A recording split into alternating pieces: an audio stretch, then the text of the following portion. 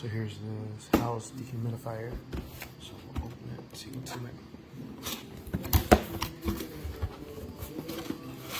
Lots of padding.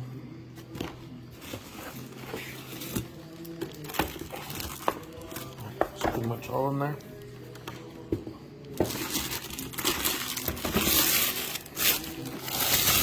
Put it down. So I'll show you guys what the top looks like. So right there, power button. Do you guys see it's a little sunken when it's on? I'm sure lights will turn on. Let's see.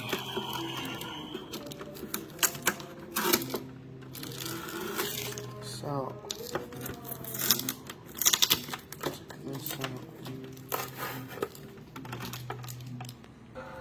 alright, once you connect it, it starts working.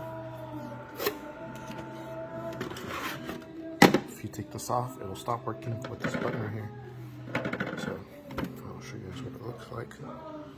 And then this opens. Let's see how to see it. There we go. This comes out. And it does have tubing.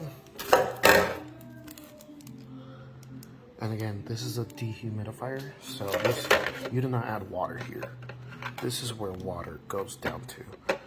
So what it is it takes all the humidity. This is great for like if you do 3D printing, which is what I'm going to use it for.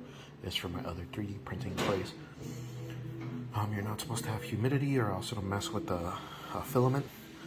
So you just put this, takes off all the humidity, and it takes it here, stores it in here. Now, if you have a lot of humidity and you think this is going to fill up quick, and you just don't want to keep filling it, it does have this. So this is where you use the hose, and you can put it into like a 5-gallon bucket or however big of a bucket you have, and it'll just drain to there, so that way this doesn't fill and the other one will fill first. But yeah, super easy to put back. Put this down there.